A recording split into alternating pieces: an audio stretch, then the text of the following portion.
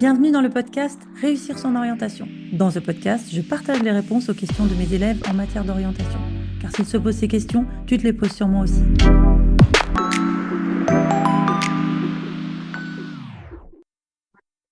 J'ai publié au mois de janvier un épisode qui s'appelait Comment devenir ingénieur. Et à la suite de cet épisode, vous êtes certains à m'avoir posé la question, mais ok, maintenant qu'on sait comment devenir ingénieur, est-ce qu'il vaut mieux faire une école post-bac ou est-ce qu'il vaut mieux faire une école post-prépa?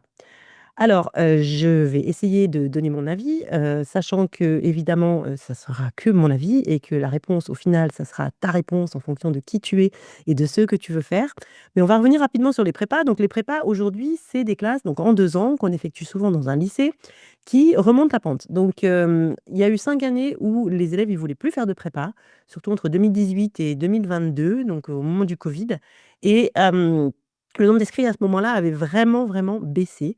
Peut-être parce que c'est l'époque où, bon déjà c'était le covid donc on était un peu perdus. C'était aussi l'époque, du nouveau bac, avec les spécialités donc pareil, on avait un petit peu, perdu les repères et puis, en 2024, bah, là, les chiffres repartent nettement à la hausse. On a vu plus 5 entre 2023 et 2024. Je pense que justement alors mon analyse, qui vaut ce qu'elle vaut, hein, c'est que, on les parents peut-être ou les jeunes aussi sont un peu perdus dans tout le système école post-bac, école post-prépa. On ne sait plus trop où on en est et donc on se dit qu'on revient, aux classes prépa qui est un système finalement qu'on connaît depuis, longtemps et qui est quand même, assez sûr et puis, il faut savoir aussi qu'évidemment les jeunes, qui vont faire une prépa vont rentrer ensuite dans une école. Donc, en école d'ingénieur, c'est 7 sur 10 qui vont devenir ingénieurs.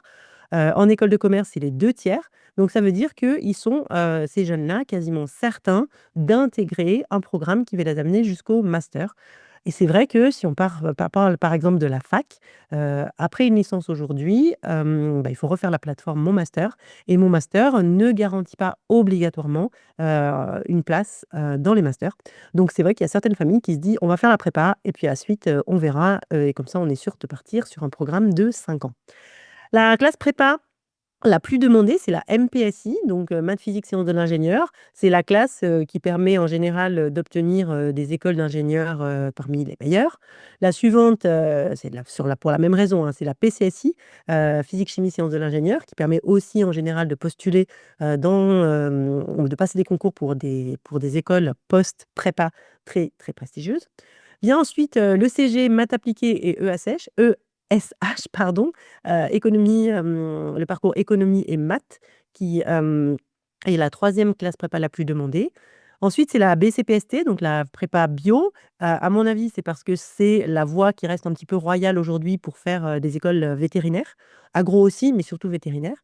Et puis, les prépas lettres, les AL, qu'on appelait avant Hippocagnes, parce qu'il y a des élèves qui ne sont pas scientifiques, qui n'ont pas envie de faire de l'économie et qui se retrouvent, plutôt à leur place dans les prépas lettres. Ces prépas aujourd'hui, elles permettent d'intégrer des écoles de commerce, évidemment ENS, école de Chartres, c'est l'objectif, mais aussi des écoles de commerce et puis, des IEP.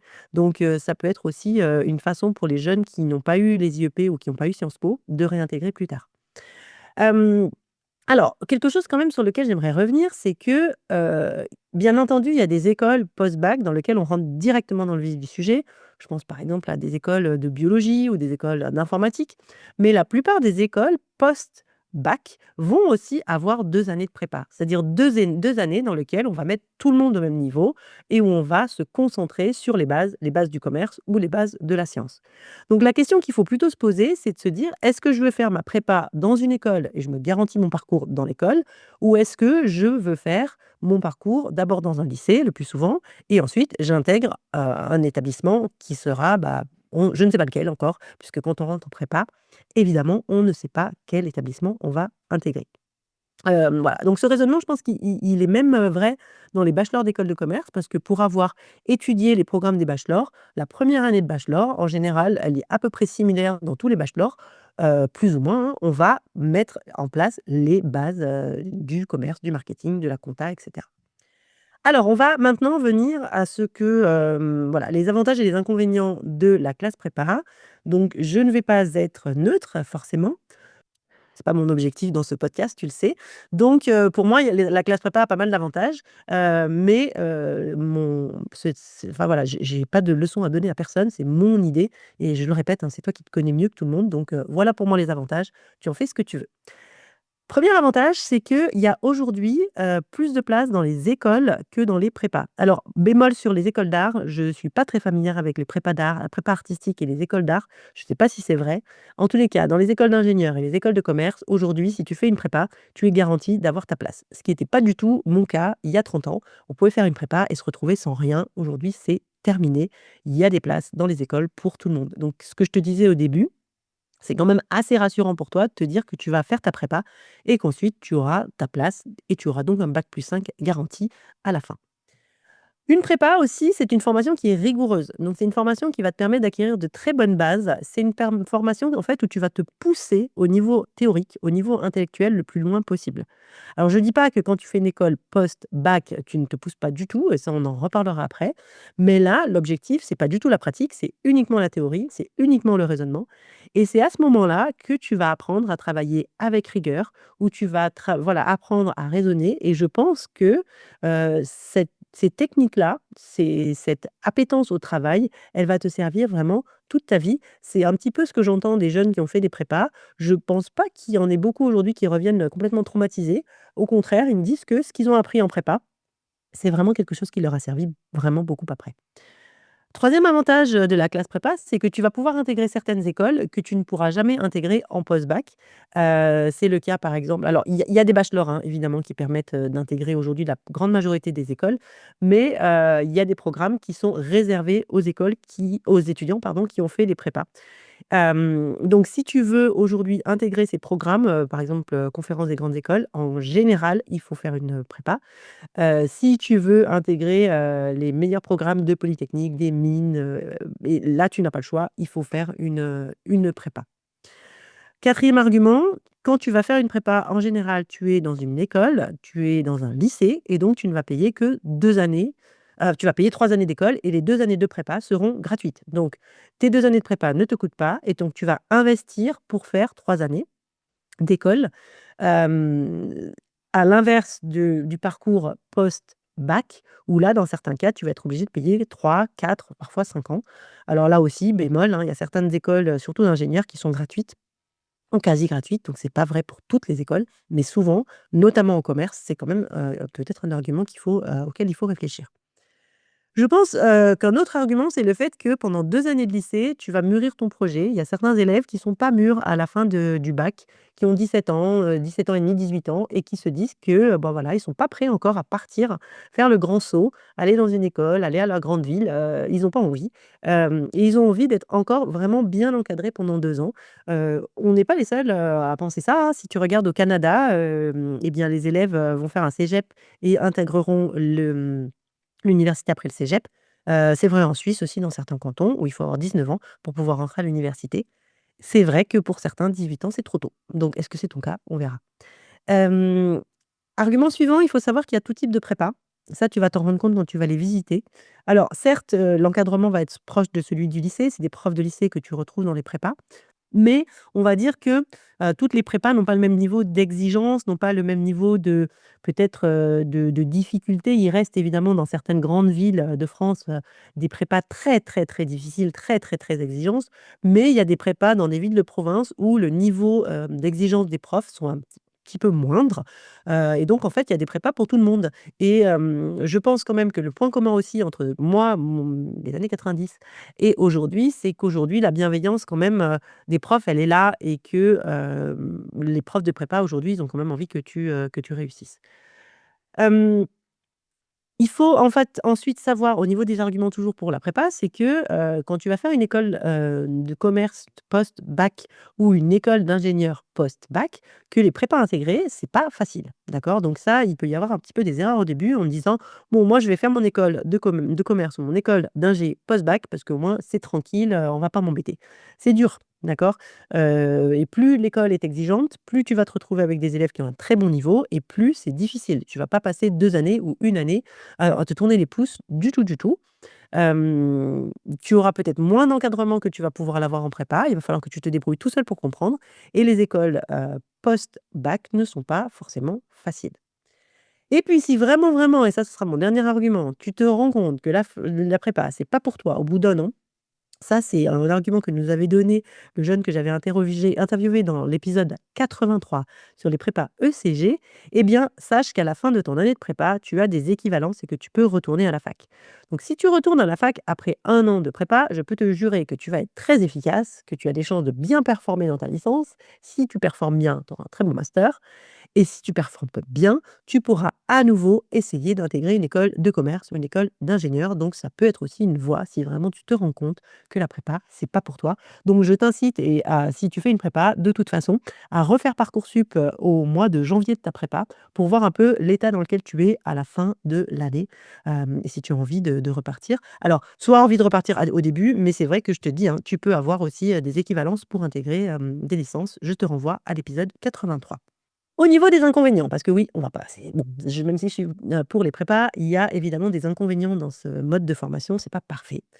Déjà, pour intégrer les meilleures écoles, en général, il faut faire les meilleures prépas. C'est pas obligé. Il y a évidemment des prépas de province, des prépas qui sont moins, exigeantes, qui vont peut-être et moins compliquées à intégrer surtout plutôt qu'exigeantes, qui vont te permettre d'intégrer les meilleures écoles, mais on le sait tous que pour intégrer des très, très bonnes écoles, il faut faire des très, très bonnes prépas et c'est très, très difficile d'y rentrer. Donc ça, c'est compliqué. Les élèves en prépa ont quand même souvent des mentions bien ou des mentions très bien au bac, même si c'est pas obligatoire, c'est quand même souvent conseillé. Il faut le niveau pour faire une prépa.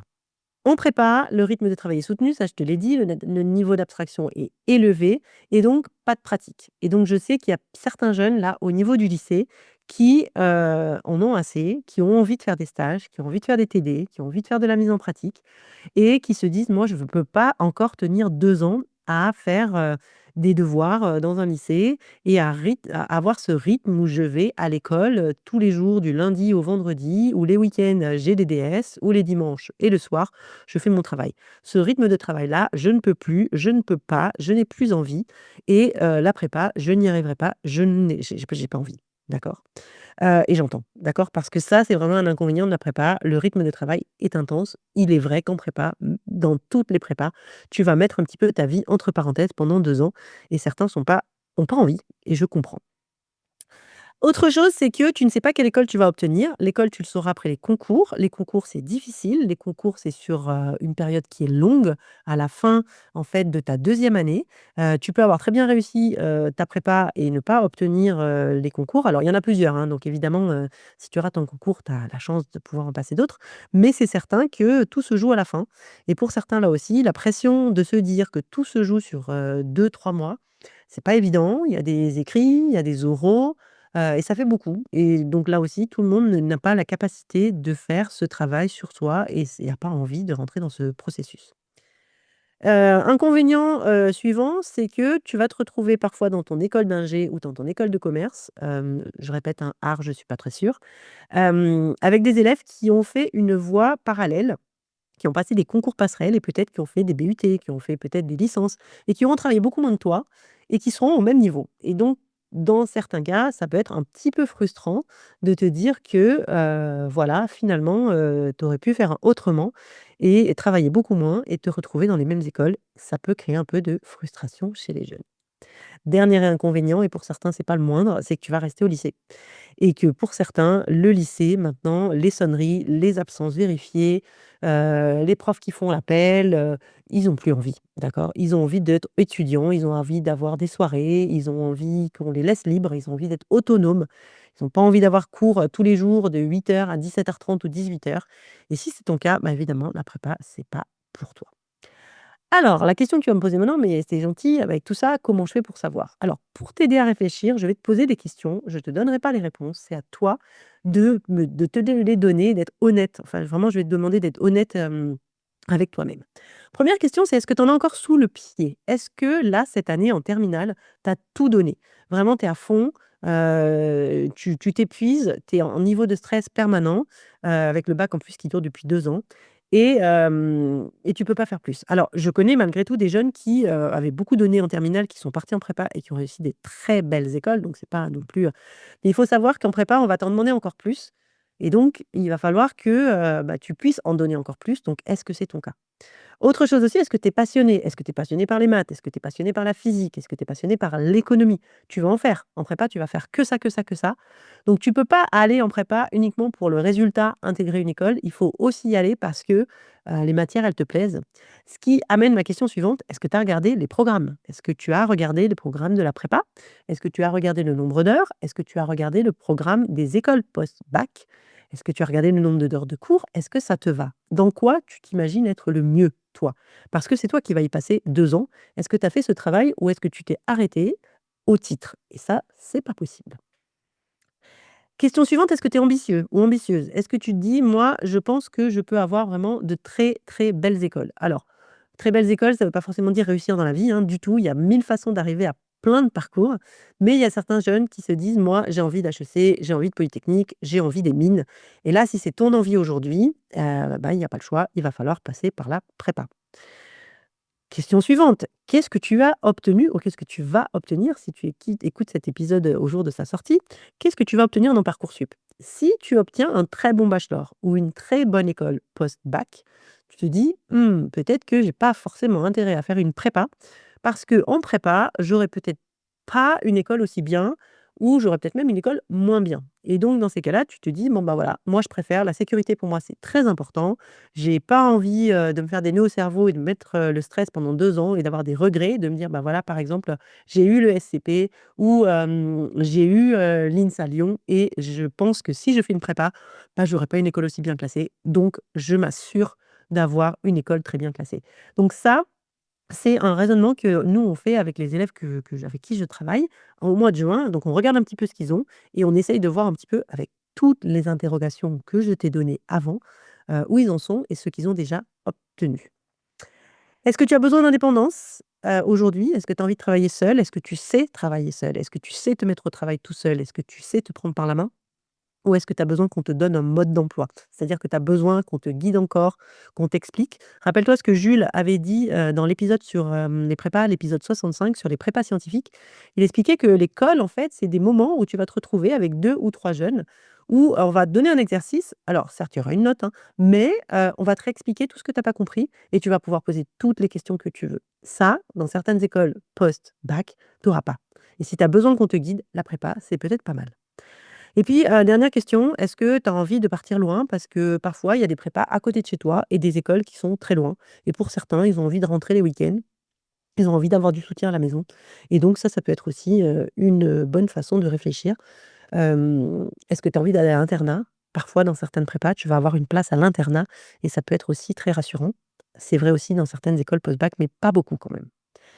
Alors si tu me dis: «Non mais moi je sais pas, j'arrive pas à trancher, je ne sais pas ce qui est bien pour moi», eh bien, est-ce que tu as pensé aux voies un peu, mixtes? C'est-à-dire, par exemple, est-ce que tu as pensé à faire un CPES? J'avais fait un épisode, le 113, sur le CPES de Bordeaux, qui fait mix prépa université. Comme ça, tu peux réfléchir encore un peu. Les doubles licences, même rythme que la prépa, même niveau d'exigence, mais à la fin, tu peux faire soit des écoles, soit des masters. Ou si tu te dis: «Non mais moi tout ça, ça me fait peur, je vais pas y arriver», est-ce que tu as pensé aux passerelles? Un BUT, un BTS, faire une prépa ATS, c'est aussi une manière, ou une licence, c'est une manière en fait de réintégrer et de faire peut-être qu'une seule année de prépa et pas tout de suite, peut-être de la faire dans 2 ans ou juste de passer des concours, parallèles pour intégrer, les écoles. Voilà, donc je t'ai donné mon avis, c'est le mien. Je pense que c'est important aujourd'hui que tu te poses la question toi tout seul, pas toi avec tes parents, pas toi avec ton prof principal. Je sais qu'il y a des profs principaux et j'en faisais souvent partie, hein, qui disaient: «Non mais toi avec tes résultats, il faut que tu fasses une prépa», ou «Toi non mais de toute façon demande même pas parce que vu tes notes tu y arriveras jamais, tu seras pas pris». Demande, vois et pose-toi cette question avec toi-même. Essaye de voir ce que tu veux, ce qui est bon pour toi. Réponds peut-être par écrit aux questions que je t'ai posées et prends la décision. Voilà, il y a pas de bonne voie, il y a pas de mauvaise voie, il y a la voie qui va te plaire. Sache évidemment que si c'est insupportable, je t'ai dit, hein, tu peux avoir, une équivalence à la fin de la première année de prépa. Tu peux aussi refaire Parcoursup et recommencer autre chose. Donc si tu es tenté par la prépa, bah, écoute, essaye et tu pourras de toute façon rebondir, l'année d'après, c'est certain. Voilà, j'espère que cet épisode t'a plu. Si tu connais quelqu'un qui est dans ce dilemme, comme le tien, partage, et puis dis-moi en épisode dans les notes là, dis-moi ou c'est les commentaires sur mon site internet www.corinneholroyd.com. Dis-moi si ça t'a aidé et qu'aujourd'hui tu penses faire plutôt une prépa ou une école post-bac, où tu en es dans ta réflexion, ça m'intéresse. Et puis, dernière chose, oui, bon, évidemment, les likes, les étoiles, ça change jamais, mais c'est surtout, est-ce que tu as des questions? Parce que tu vois, moi, cet épisode, il existe parce que j'ai eu une question et moi, j'aime bien faire des épisodes qui répondent à tes questions, donc n'hésite pas, si tu as des questions, pose-les et moi, je fais, mon travail de recherche après et je te réponds. Voilà, je te souhaite une bonne continuation et je te dis à bientôt dans un prochain épisode.